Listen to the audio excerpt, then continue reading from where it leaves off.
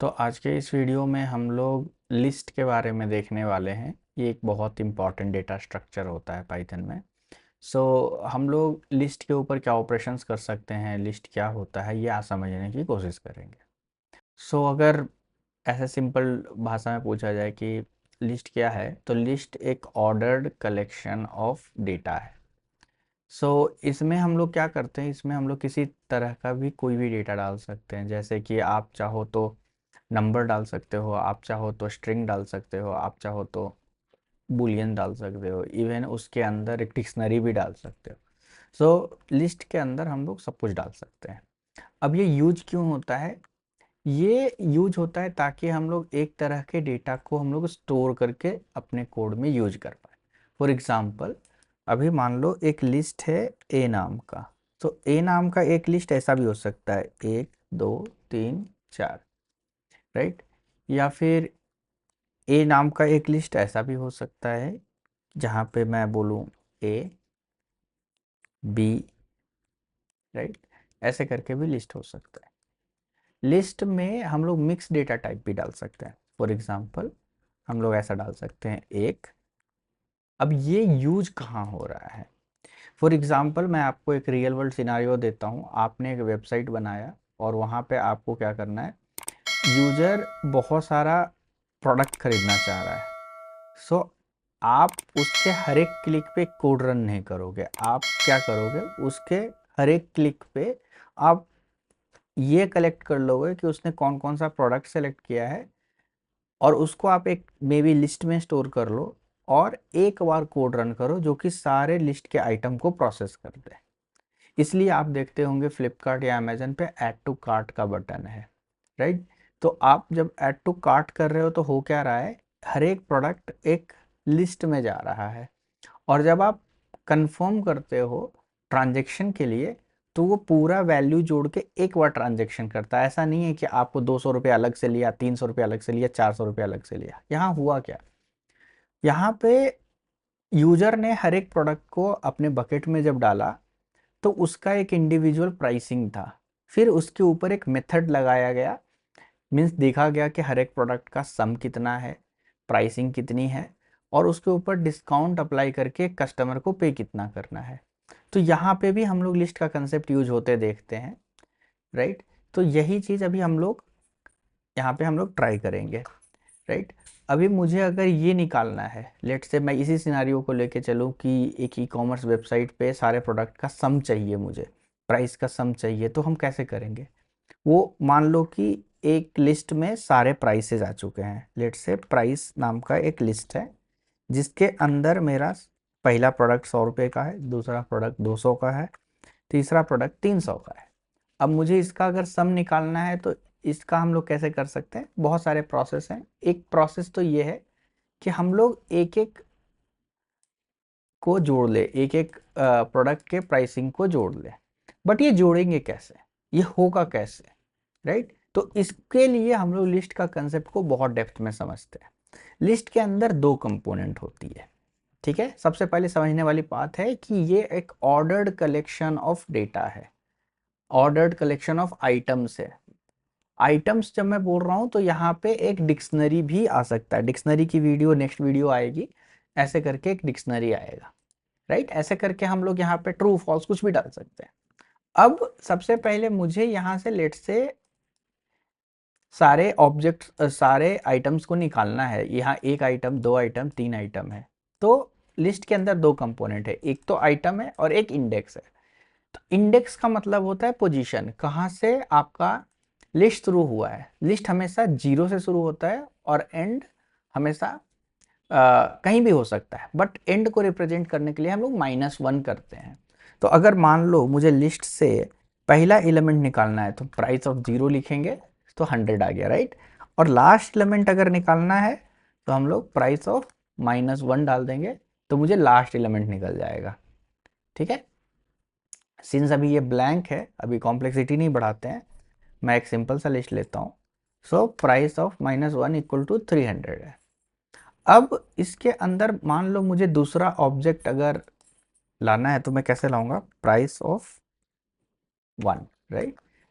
तो जो भी पोजीशन से ऑब्जेक्ट चाहिए दैट -1 आपका इंडेक्स दे देगा और वहां से आप पुल कर सकते हो।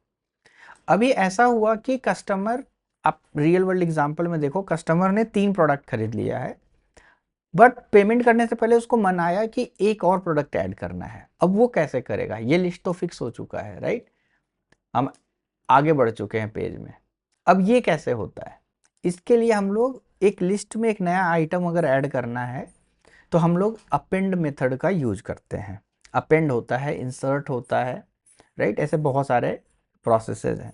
फॉर एग्जांपल, मुझे इसके लास्ट में अगर कुछ अपेंड करना है, सो सबसे पहले ये जो भी लिस्ट है, प्राइस डॉट अपेंड, अपेंड एक मेथड है जिसको जब भी आप अप्लाई करोगे तो ये लास्ट में कोई ऑब्जेक्ट को इंसर्ट कर देगा। लेट्स से मैं 400 करता हूँ अपेंड।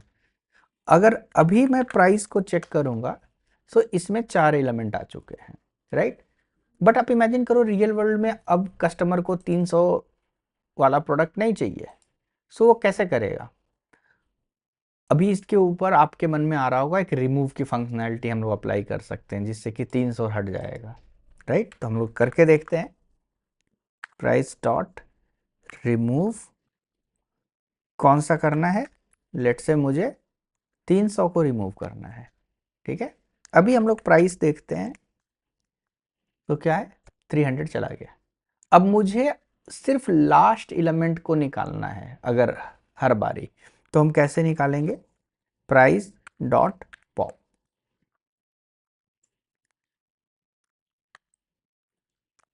ये क्या करेगा? लास्ट एलिमेंट को निकाल देगा। बट इसमें खास बात यह है कि जैसे इसने निकाला, इसने आउटपुट भी दिया कि जो मैंने लास्ट निकाला ये 400 है, और अब अगर आप प्राइस चेक करोगे उसमें 400 नहीं होगा, ठीक है? सो नहीं है। अब ये यूज केस कहाँ पे हो सकता है? लेट से आप कोई एक प्रोसेस बनाए हो जिसमें क्या है कि आप किसी ने पैसे डाले हैं, लेट से 10 रुपये डाले हैं, और पर क्लिक 1 रुपया उसका चला जाएगा। वो क्लिक से कुछ भी हो सकता है, राइट? तो लेट से एक क्लिक अगर उसने किया तो 1 रुपया निकल जाना चाहिए, बट सामने वाले को ये भी नोटिफिकेशन जाना चाहिए कि आपने 1 रुपया का ट्रांजेक्शन किया है। इस सिचुएशन में आप क्या करोगे? पॉप यूज कर सकते हो। जैसे ही उसने क्लिक किया, आप बोल सकते हो 1 रुपया का आपने ट्रांजेक्शन कर लिया। 1 रुपया नहीं, 2 रुपया भी हो सकता है, तो डिपेंडिंग ऑन कि उसने क्या क्लिक किया, राइट? यहां से हम लोग वो वैल्यू को निकाल रहे हैं और वो उसकी पूरी लिस्ट से जिसमें उसने पैसे रखे हैं, स्टोर करके रखे हैं, मे बी कुछ भी रख सकता है, राइट? उसके पास बहुत सारे आइटम्स हो सकते हैं, कलेक्टेबल हो सकते हैं, तो वो उस लिस्ट से गायब हो जाएगा। सो ये ऐसे हम लोग यूज करते हैं। अभी एक और सिचुएशन आता है, मान लो पहले से किसी ने ऐसा कर रखा है कि 4 प्रोडक्ट सेलेक्ट कर रखे हैं। लेट से ए इक्वल टू, पहले से आपने विश लिस्ट में ऐड कर रखा है, राइट? ये एक सिचुएशन हो सकता है। ए कॉमा बी आपने पहले से ऐड कर रखा है, और अभी आपको दो और प्रोडक्ट खरीदने हैं, लेट से सी और डी, राइट? अगर ऐसा कोई सिनारियो है, सो आपको अब चाहिए कि अब प्रोसेस अब कैसे करोगे? 2 ट्रांजेक्शन तो नहीं लोगे कि पहले वाले लिस्ट को प्रोसेस कर दो अलग से और दूसरे वाले लिस्ट को अलग से प्रोसेस कर लो। क्लाइंट या आपका कस्टमर 2 बार ओटीपी नहीं डालने वाला, राइट? तो इसके लिए आप क्या करोगे? आप ना एक नया लिस्ट बना सकते हो जिसको आप एक्सटेंड करवा सकते हो।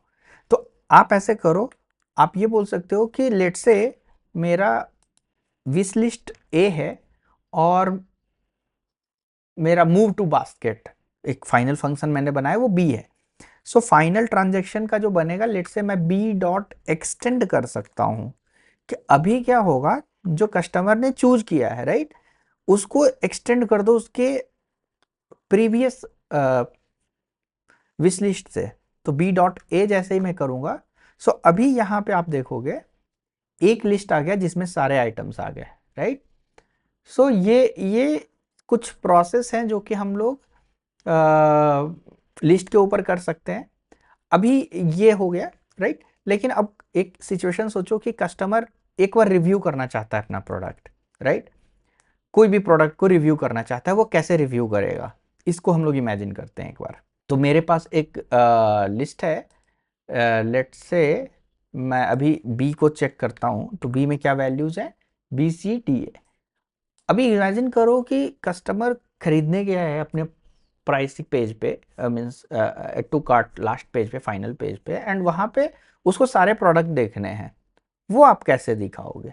तो इसके लिए आपको क्या होगा, आप एक साथ ऐसे नहीं दिखा सकते कि आपने एक चाकू खरीदा, एक छुरी खरीदा, एक कुछ और खरीद दिया, राइट? ऐसा आप नहीं कर सकते, आपको एक एक करके दिखाना होगा। आप कैसे दिखाते हो? इसके लिए आप ऐसा करते हो, एक लूप लगाते हो बैक एंड में, फॉर आई या फॉर ईच आइटम। जनरली ये गुड प्रैक्टिस होता है कि आप वेरिएबल का नाम सही डालो, right? I A B C ये गुड प्रैक्टिसेस नहीं है। इससे पता चलता है कि आप उतने एक्सपीरियंस कोडर नहीं हो भी। For each product in let's say B, ये एक्चुअली सही प्रैक्टिस नहीं है, बट फॉर टाइम बिंग मैं यूज कर रहा हूँ। इसको हम कैसे कर सकते हैं, print of each product, right?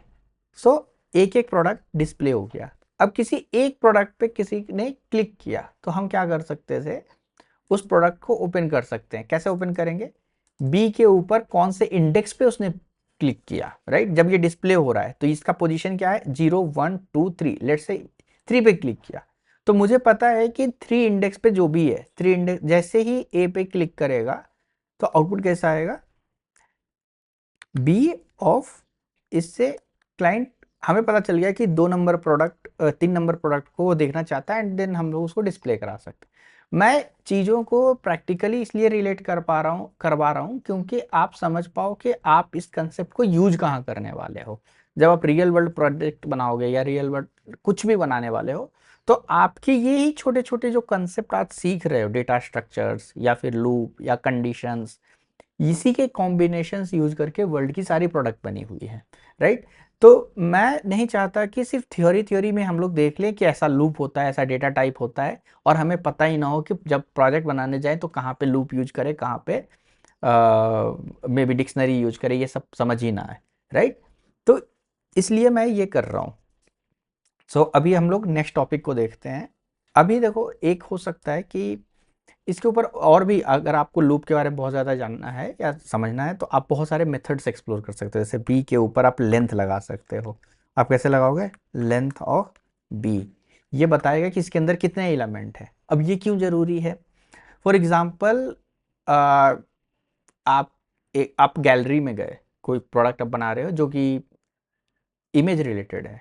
अब एक पेज में 1000 इमेज तो देख नहीं पाओगे, बट यूजर को जानना तो होता है कि कितने प्रोडक्ट हैं। या आपने फ्लिपकार्ट पे सर्च किया, let's say pen, but pain search करने के बाद कितने रिजल्ट आए, वो कैसे पता चलेगा? या कितना पेन अवेलेबल है, एक यूजर को आइडिया लगना चाहिए, राइट?